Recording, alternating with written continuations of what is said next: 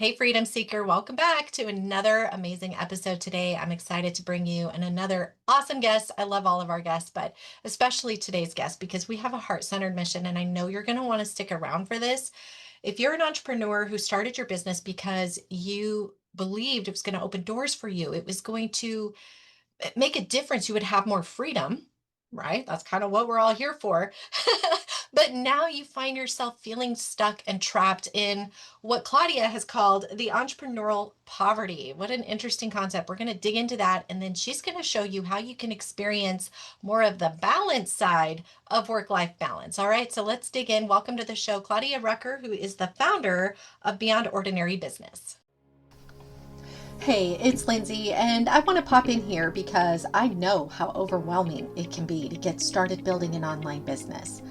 I've even spoken with people who've paid thousands of dollars for help from people who are truly experts in this, and they're still feeling confused about what direction is right for them, or if their idea is even a good one. Listen, you don't have to guess or pray or hope or any of that. There is a way to test the market to ensure your idea is a good one so you can launch with confidence. And that's exactly what I show you in this simple 35-minute video training. I keep it simple because I know you already have so much swirling around in your brain. I'm not here to add more confusion because what you need right now is clarity. And that's what's in store for you in the short training called How to Tell If Your Idea Will Be Profitable. Access the video right now by texting the word freedom to 55444. Stop guessing and start taking strategic action.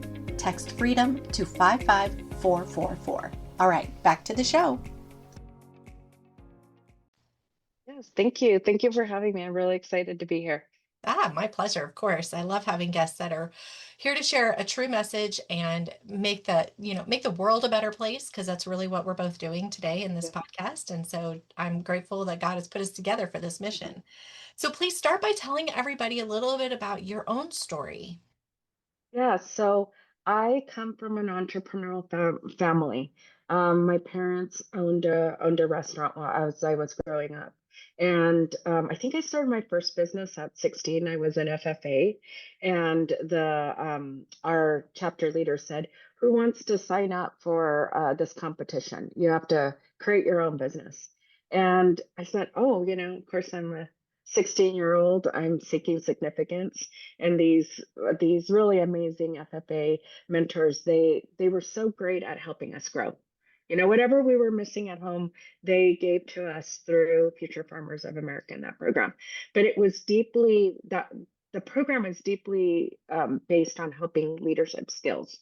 And so leadership through business, leadership through working with teams. And this was a program that they had. So I signed up, I said yes, not knowing what I was getting myself into. And I said, "Okay, what's your business idea?" And I had no clue. But I remember my aunt had been talking to me about a People magazine that she had read where um, Hollywood stars were paying, I don't know, like somewhere up of like $60 for organic chicken. And so I'm an FFA and I said, "Well, I can raise organic chickens and then I can sell them." So before long, there I am. Chickens are arriving at the door. And my like, so when the postman came, she goes, "Claudia, I think these are for you, but I'm kind of shocked at what is in there." It keeps on speaking. Well, there were a box of little hundred chicks in a box that were delivered by mail.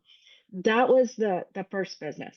And I didn't really know that it was a business. I felt like it was more of a project, but I knew that towards the end when we actually had to sell the chickens to make it a business and to bring in the revenue, I had my whole family supporting me. I mean, my parents were like at church, at the restaurant, everybody was pushing chickens to try to help me accomplish this goal. So I come from that background, a collectivist upbringing where people really come together to support each other in whatever the goal is at the time.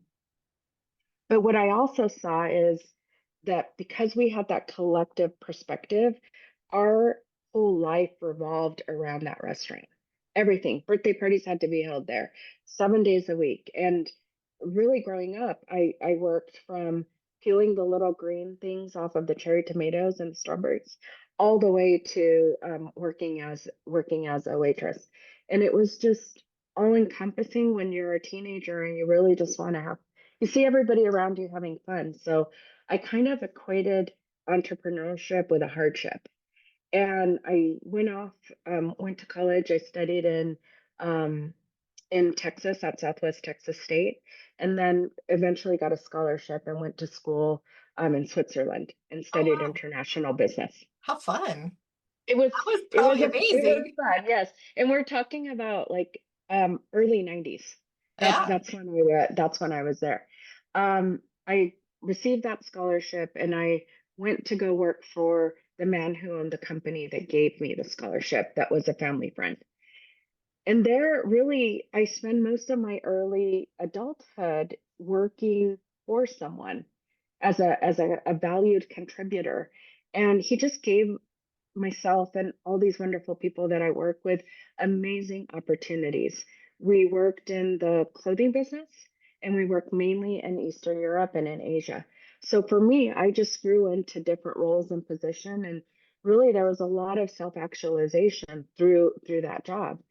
But I found myself at a sales meeting on September 11th and really that's kind of where my life takes the first turn and my job depended on traveling around the world and I just could not get in an airplane. I was super afraid. So I came back to Santa Barbara and my parents asked me, "Will you start a business? You studied international business. Will you start a small business for your sister?" And I said, "How hard can that be?" It wasn't hard to design it. We created a beautiful brand. We opened, and before long, we are just growing so fast, and we don't have the systems in place. I don't have a financial management system in place. I'm not financially literate because that's not a skill that I learned in the positions that I had. So life is getting really complex, and I have a bookkeeper. I think at that point we were hitting about a little bit close to over 1,200,000 in 1,200 square foot space. Oh So my it was a gosh. machine because Yeah. I came from the manufacturing world.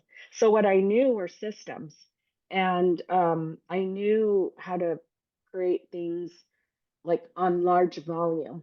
So to Hmm. me, it was just grow, grow, grow, grow, grow, but without real cohesive, holistic systems. Let's call it. They were little patchwork systems, and that business really depended a lot on me. But what happened was, as with everything that I've always done, there has to be a purpose behind the business. So, what I really loved was how do I help my employees basically make enough money through the business and buy homes? So, we got a lot of recognition from the California State Senate, a lot of awards. And at that time, when outside you see a very successful business, um, for me, it was probably one of the darkest moments of my life because we didn't have holistic systems. My dad fell, got a brain injury. We had a labor code change, which was going to change the way that we compensated employees. And when we actually did that, a very big group of them walked out Mm. to start their own businesses. And we don't have a school, so I have a pipeline to recruit from Yeah. are we were in the beauty industry, so they need to have cosmetology licenses to be able to hire them. And I just remember just one night I literally broke and I thought, God, I'm a smart person. I've tried everything. I don't know what to do. And I just remember one tear rolling down.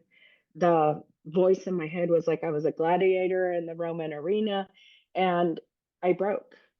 And the thought that went through my head like a little small whisper was there's no way out, right? This you'd be better off not being here.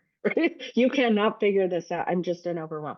What I have now is the words to put to that, which is suicide ideation. That's what I was going through in that moment.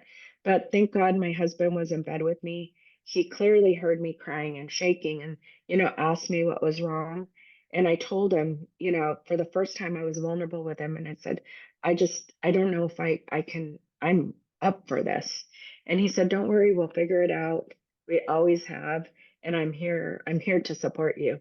What I didn't tell him was I didn't know if I could really figure out going on living anymore, which I'm today he knows and the whole world knows because I've written a book about it. But um, what I realized in that moment was that I had to choose me. I had to choose my values. And where I did want purpose, I wanted that purpose, but not without giving up my life Hmm. and what I valued and what I wanted. So we rebranded and, I found myself again during COVID in the same space of stuckness. And that's where I understood through research is that what I had was a pattern, a scarcity pattern that I had inherited from my parents. And I was always going to get stuck in this pattern of entrepreneurial poverty, where I'm time poor, energy poor, and money poor because I haven't figured out how to make that puzzle kind of work for me. And I think this is where a lot of entrepreneurs, especially when they're scaling, right? They got that grit, they got that drive, and then all of a sudden it is that grit and drive that if you don't step into leadership of your team and build the systems to support you in the structure, and understand yourself deeply, your values, your capacity, your energy, and really where you want to focus your present energy and time, that we get stuck in that cycle of entrepreneurial poverty, right? And that's usually, I feel like the best clients are the ones that know that what they don't know and will come and seek support from Hmm. people like me and you, Lindsay. And so I've just made it my life mission of through my work having that advocacy of like really championing working with people like you and I that can mindfully guide that growth for entrepreneurs and really help them figure out that that step to leadership and understanding themselves, that's where it starts. That the first thing, because a leader has to be regulated, has to be grounded so that the team can co-regulate off of them. But that takes a lot of self-care, a Yeah. lot of awareness, a And lot of awareness. Yeah. Yeah. You said it. Hmm. understanding, yeah, and reverse engineering the business systems and growth plan to what it fits the leader in that stage of their life because we're all in different seasons of our life, so that will look very different. I have a beautiful client named Dom. She owns a store, a retail store selling plants out in Berkeley. And when she came to me, it was like what you said. She was seeking work-life balance and profitability. And we really had to work on what does her life really look like? What does she want? What are her values? And then we just reverse engineered different revenue streams that would support that because she needed basically to double her income, and she needed to do it rather quickly because she was running out of money.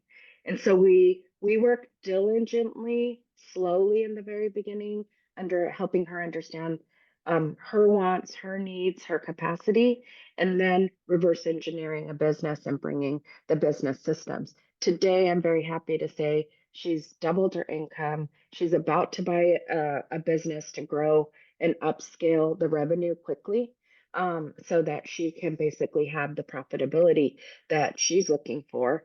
But she's 28 years old Oh my and she figured gosh. this out already. That's so great. Oh, I'm And so I told happy her, for her. I know she's 28. She knew what she didn't know. She was willing to trust, go out there and look for support. And and I want to celebrate her and share her success with your listeners because I also have clients that are in their 50s and it becomes a little bit more complex at that point, right? Because Mhm. we're navigating more financial responsibility. We might be grandparents or aunts or you might be in the situation like me where, my dad had a brain injury, they're pushing 80, and now they're living with me. And so I really, in Beyond Ordinary Business, had to craft this business around my stage of life and that being present for my parents and my husband and my family, that literally is my priority. But I still love entrepreneurship and I want to grow a business, but I want to grow it in a way that is mindful and it serves me. I think And too, it's harder at that stage to ask for help. in some cases. Yes. We put more pressure on ourselves we should know. I'm 43 years old. I should be farther ahead by now. All that pressure that's going on in our mind makes it embarrassing or harder to reach out or admit that we don't know. Or gosh, what about people who've been in business for a long time because they just had that tenacity to hold on and hold on and hold on and Yes. um I've made it this far, I can keep going. It's just it gets a little bit harder to have that humility and give yourself some grace, I think is Yes. a big piece of I it. totally. I'm working with a client right now. He's an expert craftsman. And, the vulnerability that it took for him to say, hey, I really need some help. I'm not financially literate and I'm just like basically surviving. And we sat down and we just, you look at the P&L, you look at the P&L and you map out how could this look differently for you and where is the issue. I mean, I was very lucky that through a CPA that absolutely loved and adored me, she took me under her wing. And I'm a right brain thinker, I'm a creative person, I have ADHD, but she made numbers exciting for me that I wanted to learn. And when she told me, "Hey, you know what? Here on line 16, this is where the problem is. This is why you're not profitable." And she ran a different projection for me, and I was like, "Okay, great. I know what I'm doing now. I got that clarity. I got that awareness.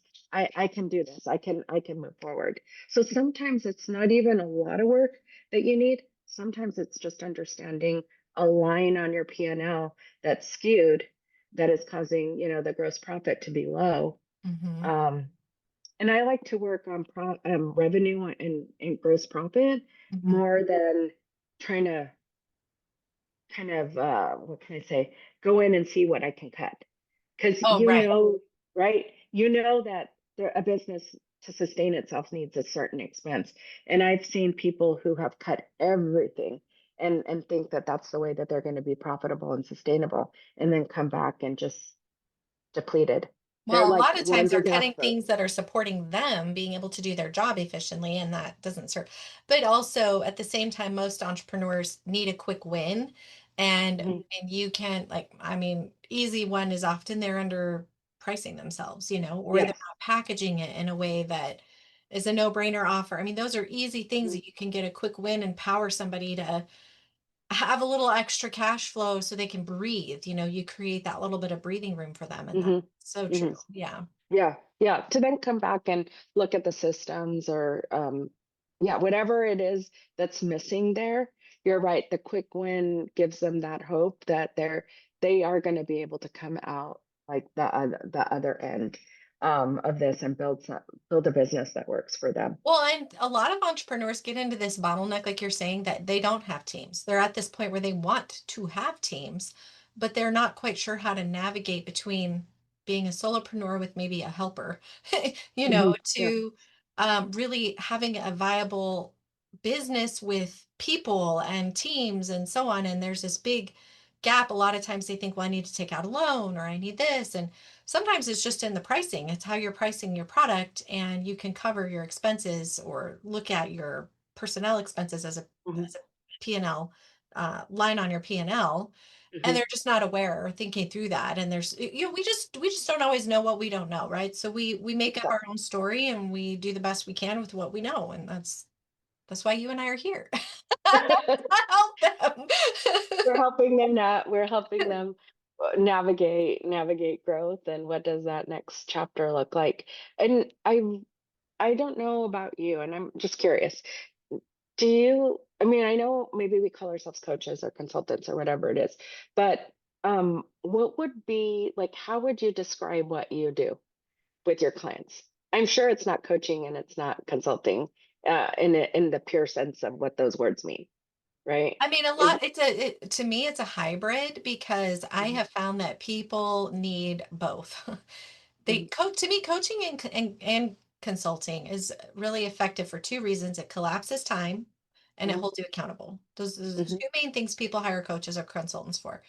So that is a big piece of it because like you said, you're consulting them on the mindset piece and the awareness Hmm. piece. And that's not something that's not a strategy Hmm. necessarily, but Yeah. that is a strategy, but you know what I mean.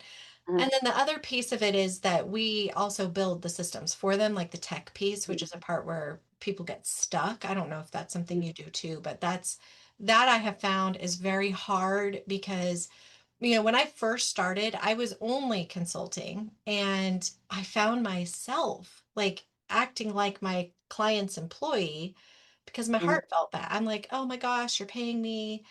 I'm giving you good advice, but now you're like, I don't have the resources to go hire the help I needed for that because I'm paying you for coaching and I really want to keep coaching. So I'm like, well, I'll help Hmm. you with this or we'll do it together. And it was like, Hmm. this is silly. I need to put together something where they can get the best of both worlds because they need it. That's what they need. They need both. Yeah, yeah. So I call that navigating, right? I really feel like I'm a guide. I'm a navigator. It's very interesting that you say the technology piece because it's not usually the piece that we speak to with the pain point. But for my area of expertise, which is service-based industries, a lot of what I teach is we're creating a client experience. We're breaking it up into increments of time so that we can charge for it. And we're offering a lot of value in addition to that. So it's not time for money just for sake. We're offering a lot of value in a beautiful experience that we've curated. Mhm. And then what I guide them to understand is, depending on what their vision is for growth, is, and I lean heavily into EOS and their accountability system, is this is what the business needs. These are the roles. Now you're a solopreneur. You're doing all of them. But look, let me guide you through the journey and visualize what this was going to look at every stage of growth as we move forward. Agreed. And That's good.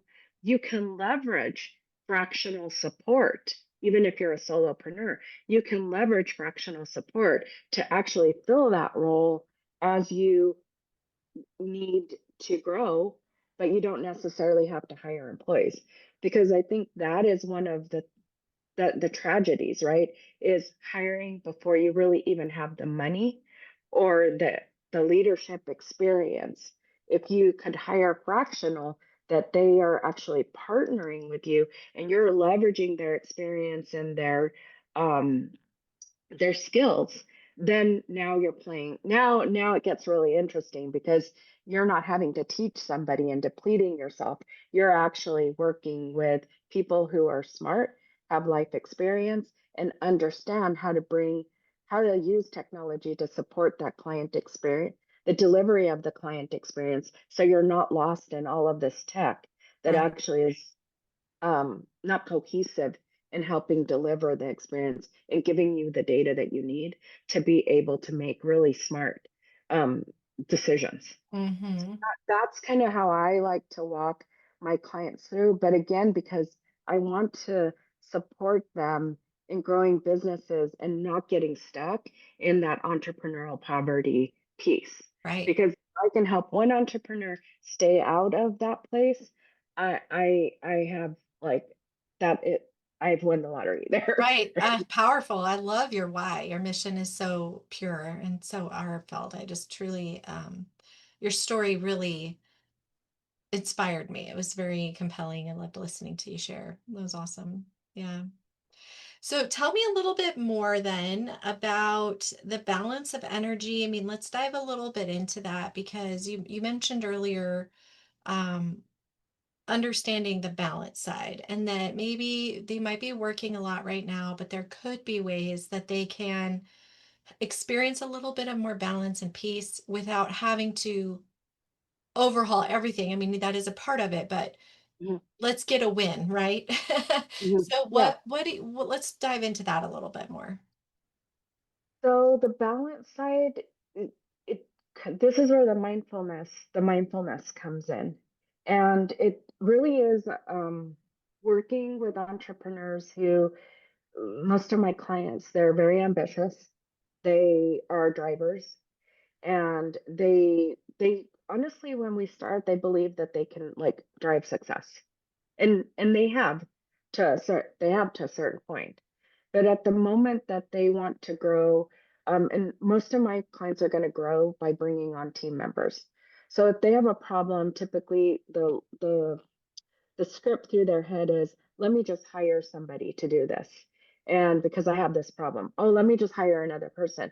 And before long, they are out of balance because they're also probably at that time working in the business too, delivering service also.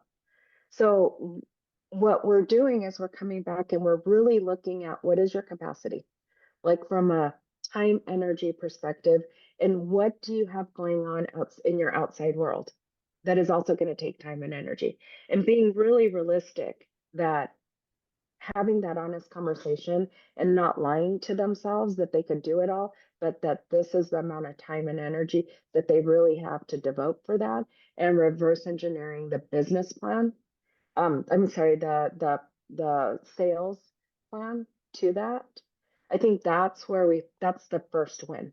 Mm, So I'll give you an example. A really, I mean, one of my favorite clients. She owns a legal firm, and she was just totally burned out. I was really struggling with the team. And what we came back and we did is we did a capacity assessment, and we figured out how many hours could we really sell of her time, considering that she has another four part-time their associates that are working with her, lawyers that need her guidance and direction. And they only work part time because her whole thing is bringing legal services to the 21st century, which means you can be a lawyer and you can be a mom too. And that was really her mission. We had to figure out the financial piece of it, but we couldn't figure that out until she actually did a deep dive and was honest with herself and said, yeah, probably only going to be able to work 24 hours of client delivery at this moment. And we raised her prices to be able to adjust for that. And we set clear expectations for the team. And we put in a weekly meeting where we have goals. It's a very easy growth plan that we put together for her, but the team knows exactly what they need to hit. We measure it. We have hard conversations when we have to have hard conversations. But 6, 7 months of doing this, and we were able to up level the sales, keep all of our utilizations and realization rates to target. And when they're not to target, we know we need to make up the following month, and the team is on board. So now the team is working with her, mm. but the plan is not built on an unrealistic sales plan. It's built on her taking care of herself, knowing that what her values are, and knowing that one of her values is having time to travel to spend with her grandkids and her children that don't live locally I where love she that can you're visit. reverse engineering and so different from most people's mindset. Most people are saying, well, and it's our culture, the hustle culture and this Yes. like unforgiving relentlessness of, I'm a high achiever, I'm a high performer. And there's these people who are just, I mean, even Alex Hormozy, I'll just call him out for a moment. I Mhm. think he's brilliant, but I don't agree with his intensity, the level of Mhm. intensity. I mean, that works for people, like you said, maybe young people or people that haven't built a family yet or whatever. And those people will do well with that. But there is a season where sometimes our life, it doesn't it doesn't allow us to keep up with those demands for Mhm. whatever reason. It's a beautiful like message to hear that there's hope and there's a way to reverse engineer a business so that we don't have to give up our livelihood, right? Like Mhm. our financial side of it. We can still have peace and we can just kind of put it all together working from the end in mind, which, that's Yes, fantastic. and I want to say, I don't work with clients who have a sales and marketing problem. I work with clients who have a profit problem, right? Mhm, mhm. And an operations problem. So I do want to distinguish that because I know when you're first starting out, you do have to hustle, you do have to do this, but that's what's caused the problem by the time my clients get to me, right? Is that they Yeah. think that they're going to be in that. forever. And there is a season for that in the very beginning. But what I want to share with people is, really know there's two games. One is the sales game, right? Sales and marketing, and then one is the profit game. And for me, I think because of my experience of growing really quickly, I never had a sales and marketing problem. I had a profitability problem and a operations problem, but that's where I feel like the reverse engineering becomes like a real strength. And also understand it being proactive. If we're in the customer service industry, customer service is very reactive. And the mind shift that I like to work with my clients on is we're building proactively building a client experience. It's preventative. It is what's going to give us the freedom. We can grow and give an excellent, outstanding service, because basically we understand the touch points, and we're building the systems and processes, and then have a training program for the people who are coming into that. And they're not coming into for a job, they're coming in for a transformation. So a lot of my clients are working with students that are got their licensing. They were students, they got their licensing, and then they came out of it, and now they want to be professionals. So a lot of we have that, we hire for that mindset, right? Mhm. I'm in My company is investing in you in your personal transformation. And guess what? You get paid to have that experience. So Yeah, it's an internal client and an external client coming together with that client journey. right. I love it. I think that's great. So, where's the best place for people to connect with you? Yeah, so I'm on LinkedIn at Claudia Rucker. And also I have a website, claudiarucker.com, or Beyond Ordinary Business. I have a little quiz. So if you want to know where you're at in your growth journey and what are the next steps to mindfully navigate that. So hopefully people can know where they're located, Lindsay, like, and seek us out, right?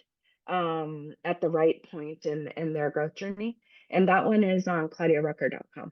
Excellent. And Yeah. we will be sure to put the link in the show notes. So if you're listening and you want to go click, you can do that easily.